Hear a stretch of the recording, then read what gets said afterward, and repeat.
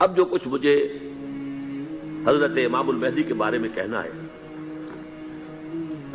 دوبارہ اپنی بات دہرا رہا ہوں، یہ میرا ذاتی گمان ہے، اختلاف کیا جا سکتا ہے۔ میرا گمان یہ ہے کہ یہ اب جو مجدد آئیں گے وہ حضرت مہدی ہوں گے۔ پہلی بات تو یہ جان لیجئے کہ مہدی دو ہیں، ایک شیعوں کے مہدی، ایک سنیوں کے مہدی، ان میں بڑا فرق ہے۔ شیعہ حضرات مہدی کو مانتے ہیں، وہ ان کے 12ویں امام ہیں، ان کے عقیدے کے مطابق انہیں پیدا ہونے کے فوراً بعد اس اندیشے سے کہ انہیں قتل کر دیا جائے گا ایک غار میں چھپا دیا گیا تھا۔ تقریباً 1200 برس سے وہ اس غار کے اندر ہیں، وہ روپوش ہیں، چھپے ہوئے ہیں، اسی لیے انہیں امام غائب کہا جاتا ہے، اور اب ان کا انتظار ہو رہا ہے، اس لیے انہیں امام منتظر بھی کہا جاتا ہے۔ اس لیے شیعوں کے دارالعلوم جو ہوتے ہیں دارالعلوم المنتظر، وہ اس لیے کہ ان کا انتظار کیا جا رہا ہے۔ تو یہ ہے، اب وہ ان کا خیال ہے کہ آخری دور میں، آخری زمانے میں وہ ظاہر ہو جائیں گے، غار سے نکل آئیں گے۔ دیکھیے، میں اس عقیدے کو اس بنا پر رد نہیں کرتا کہ یہ ناممکن ہے کہ کیسے کوئی شخص جو ہے 1200 برس تک کسی غار کے اندر زندہ رہ سکتا ہے، نہیں، میں سمجھتا ہوں ممکن ہے۔ 300 برس تک اصحاب کہف رہے کہ نہیں رہے؟ سوئے رہے۔ 300 ایئرس ہم مانتے ہیں۔ حضرت عیسیٰ اسی حیات عرضی کے ساتھ 2000 سال سے موجود ہیں آسمان پہ کہ نہیں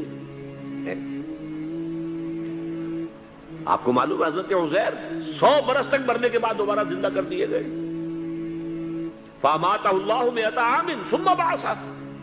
تو ناممکنات میں سے کوئی سوال پیدا نہیں ہوتا، لیکن یہ کہ آیا کوئی امامت معصومہ کا تصور قرآن اور حدیث سے ہمیں ملتا ہے؟ پھر یہ کیا یہ موروثی امامت کہ حضرت علی کی نسل جو حضرت فاطمہ سے چلی ہے اسی میں یہ امامت ہوگی؟ اس کے لیے ہمارے پاس کوئی دلیل نہیں ہے، ہم اس کو تسلیم نہیں کرتے۔ ہم تو سمجھتے ہیں کہ معصومیت ختم ہو گئی محمد الرسول اللہ صلی اللہ علیہ وسلم پر، خاتم المعصومین ہے محمد الرسول اللہ۔ اب ان کے بعد تو اجتہاد ہے اور خلافت ہے، عام معاملات میں اجتہاد ہوگا، نظام خلافت کا ہوگا۔ تو ہمارے نزدیک جو میں جس مہدی کا نام لے رہا ہوں وہ مہدی ہے جو ایک مجدد ہوں گے، جیسے کہ مجددین کے نام میں نے آپ کو گنوائے ہیں، مجدد الفسانی ہو، شاہ ولی اللہ ہو، سید احمد بریلوی ہو، شیخ الہند ہو، ایک ہوں گے انسان جو پیدا ہوں گے انسانوں کی طرح عام طور پر اپنی عمر کو پختگی کو پہنچیں گے، پھر وہ سامنے آئیں گے منظر پر، پھر وہ کام کریں گے، قیادت کریں گے، عرب میں ان کا ظہور ہوگا۔ دوسری بات یہ نوٹ کر لیجئے حضرت مہدی کے بارے میں، ہمارے ہاں احادیث کے جو مجموعے ہیں ان میں جو ٹاپ کے 2 مجموعے ہیں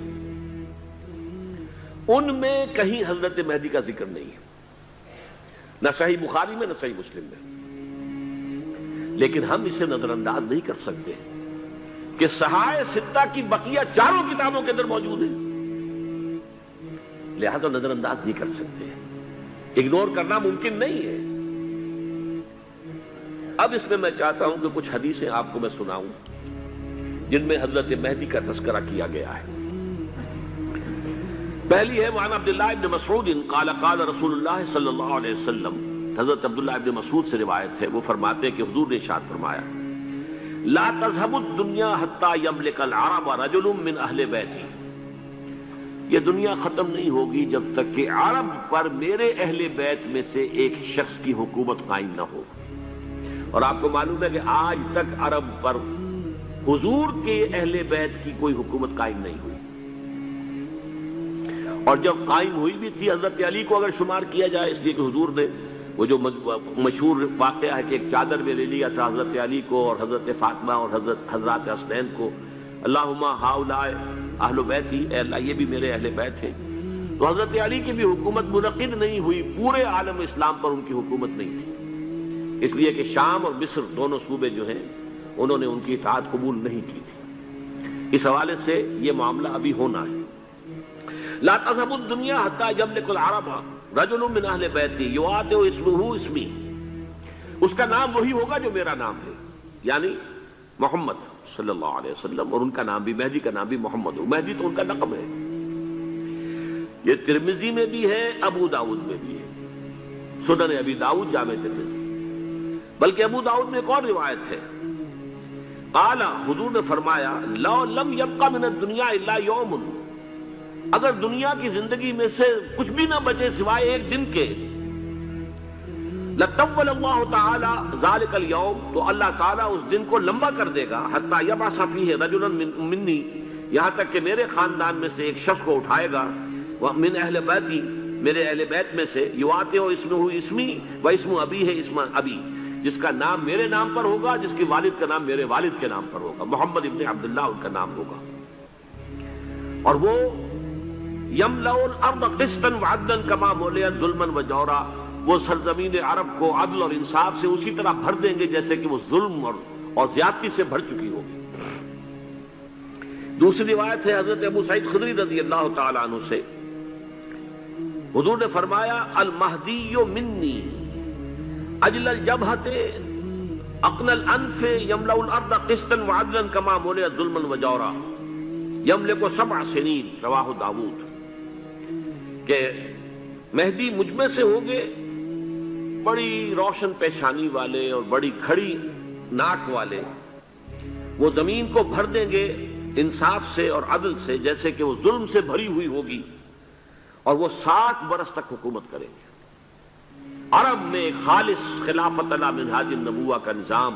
حضرت مہدی کے ہاتھوں قائم ہوگا اور 7 برس تک قائم رہے گا عرب کے اندر، اس کا اگلا مرحلہ میں بعد میں بیان کروں گا۔ تیسری روایت، اور اس کو میں اس لیے خاص طور پہ سنا رہا ہوں کہ اس میں وہی الفاظ آئے ہیں جو میں نے ابتدا میں حدیث آپ کو سنائی تھی، اس کے الفاظ ہیں۔ عن ابی سعید قال ذکر رسول اللہ صلی اللہ علیہ وسلم بلان یصیب هذه الامہ حتی لا یجد الرجل ملجا یلجا الیہ من الظلم، حضور نے ذکر فرمایا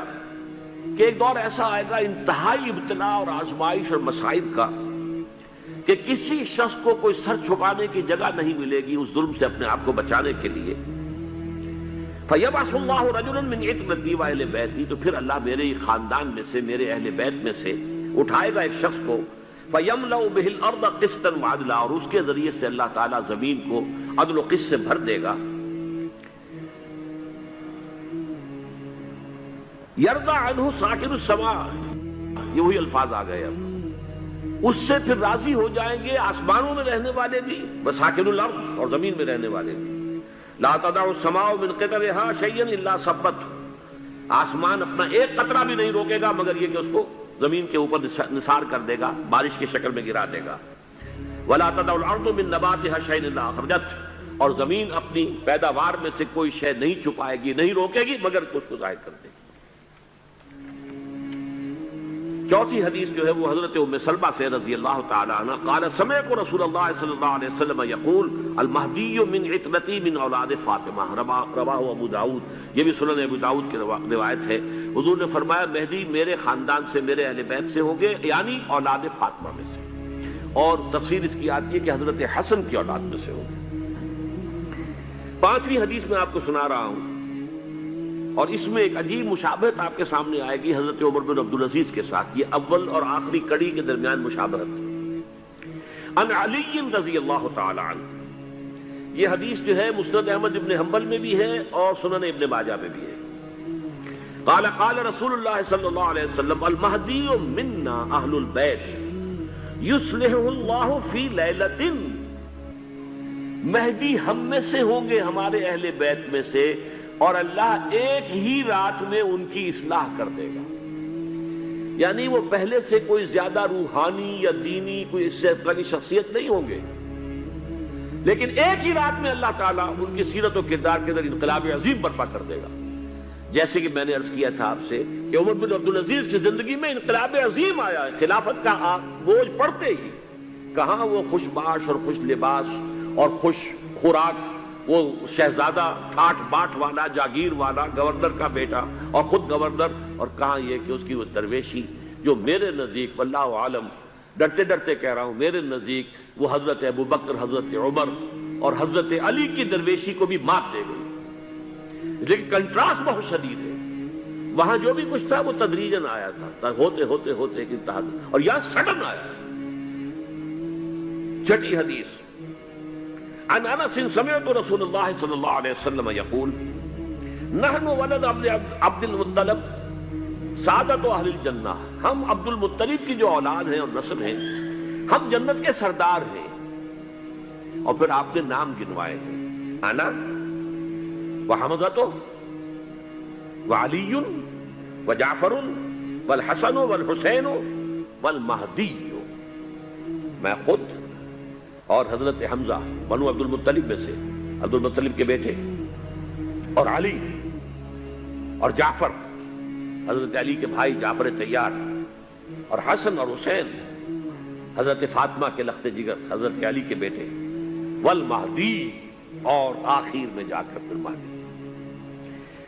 اب میں آپ کو ایک حدیث سنانے چلا ہوں جس میں ایک عجیب نقشہ سامنے آتا ہے کہ یہ مہدی جب ظاہر ہوں گے تو کس طور سے ظاہر ہوں گے، ان کے ظہور کی کیفیت کیا ہوگی، کیف یظہر۔ یہ روایت ہے حضرت ام سلمہ سے رضی اللہ تعالی عنہا، حضور کی زوجہ محترمہ ہیں، فرماتی ہیں ام سلمہ عن النبی صلی اللہ علیہ وسلم قال یکون اختلاف عند موت خلیفۃ، حضور نے فرمایا ایک خلیفہ کی موت پر اختلاف واقع ہو جائے گا، خانہ جنگی ہو جائے گی۔ فَيَخْرُجُ رَجُلٌ مِّنْ أَهْلِ الْمَدِينَةِ حَارِبًا إِلَى مَكَّةَ، پھر مدینے کے لوگوں میں سے ایک شخص نکلے گا، بھاگے گا اور جا کر پناہ لے گا اور چھپ جائے گا مکے میں۔ فَيَأْتِيهِ نَاسٌ مِّنْ أَهْلِ مَكَّةَ، پھر اس کے پاس آئیں گے اہل مکہ، مکہ کے لوگ، فَيُخْرِجُونَهُ، اور اسے نکالیں گے، جہاں وہ چھپے ہوئے ہوں گے وہاں سے نکالیں گے۔ وَهُوَ كَارِهٌ، اور وہ بالکل اس کو پسند نہیں کر رہے ہوں گے، نہ وہ خواہش مند ہوں گے کہ ان کو ہاتھ پر بیعت کی جائے، نہ وہ یہ چاہیں گے کہ وہ میدان میں آئیں اور ان کو جو ہے اپنا لیڈر مانا جائے۔ وَهُوَ كَارِهٌ فَيُبَايِعُونَهُ بَيْنَ الرُّكْنِ وَالْمَقَامِ، لیکن لوگ جو ہے پھر اصرار کے ساتھ ان کے ہاتھ پر بیعت کریں گے رکن اور مقام کے درمیان۔ رکن وہ کونا ہے خانہ کعبہ کا جس میں حجر اسود لگا ہوا ہے، اور مقام ابراہیم جو ہے، ان دونوں کے مابین جو یہ علاقہ ہے یہاں پر وہ بیعت ہوگی۔ وَيُبْعَثُ إِلَيْهِ بَعْثٌ مِّنَ الشَّامِ، ان کے خلاف ایک لشکر بھیجا جائے گا شام سے۔ نہیں کہا جا سکتا کہ باسی حکومت اس وقت کی جو ہے اس کی طرف سے کوئی مسئلہ اس طرح کا اٹھ کھڑا ہو، اس لیے کہ ابھی تو بہرحال باسی حکومت وہاں ہے۔ فَيُخْسَفُ بِهِمْ بِالْبَيْضَاءِ بَيْنَ مَكَّةَ وَالْمَدِينَةِ، لیکن اللہ تعالیٰ اس لشکر کو مکے اور مدینے کے درمیان وادی بیضاء میں دھسا دے گا، زمین کے اندر پورے کے پورے لشکر۔ فَإِذَا رَأَى النَّاسُ ذَلِكَ، جب لوگ یہ دیکھیں گے کہ اتنی بڑی نشانی ظاہر ہو گئی، أَتَاهُ أَبْدَالُ الشَّامِ وَعَصَائِبٌ مِّنَ الْعِرَاقِ فَيُبَايِعُونَهُ، اب شام سے سارے کے سارے جو اولیاء اللہ ہیں وہ بھی آئیں گے، اور عراق سے جوک در جوک لوگ آئیں گے اور ان سے بیعت کریں گے۔ وَيَعْمَلُ فِي النَّاسِ بِسُنَّةِ نَبِيِّهِمْ، پھر وہ عمل کریں گے لوگوں کے مابین، حکومت کریں گے اپنے نبی کی سنت کے مطابق۔ وَيُلْقِي الْإِسْلَامُ بِجَرَانِهِ، اور اسلام اپنی گردن زمین پر ٹکا دے گا۔ وَالْأَرْض فِي الْأَرْض، زمین میں۔ فَيَلْبَسُ 7 سنین، پھر وہ 70 برس تک حکمران رہیں گے، 7 برس تک حکمران رہیں گے۔ ثُمَّ يُتَوَفَّى، پھر ان کا انتقال ہوگا۔ وَيُصَلِّي عَلَيْهِ الْمُسْلِمُونَ، اور مسلمان ان پر نماز پڑھیں گے۔ یہ جو میں نے آپ کے سامنے نقشہ کھینچا ہے، اس سے اب میں ایک نتیجہ نکالتا ہوں، اسے بھی میرا گمان کہیے، اختلاف بھی کر سکتے ہیں آپ، اگر اس کو وزنی سمجھے تو قبول بھی کر سکتے ہیں۔ وہ یہ ہے کہ میرے نزدیک میں آج سے کوئی 6-7 سال پہلے سالانہ اجتماع تھا تنظیم اسلامی کا راولپنڈی میں، میں نے اس وقت وہاں کہا تھا، اس سے ذرا اخبارات میں بھی کچھ وہ کنٹروورسی آئی تھی کہ میرے نزدیک امام مہدی پیدا ہو چکے ہیں، ان کے ظہور کا وقت قریب ہے۔ اور اس کی تھوڑی سی بعد میں مجھے معلوم ہوا کہ جین ڈکسن غالباً نام ہے امریکن اس کا، جس نے یہ پیشن کوئی خبر دی تھی کہ 1962 میں عالم عرب میں ایک بچہ پیدا ہوا ہے کہ جو وہاں کا نقشہ بدل کر رکھ دے گا۔ یہ جین ڈکسن کی غالباً پیشن گوئی ہے۔ بہرحال مجھے اس کی پیشن گوئی سے کوئی دلچسپی نہیں ہے، میں تو جو احوال دیکھ رہا ہوں، یعنی اسرائیل کا قائم ہو جانا، اور اس کے بعد اب یروشلم کا مسلمانوں کے ہاتھوں سے نکل جانا،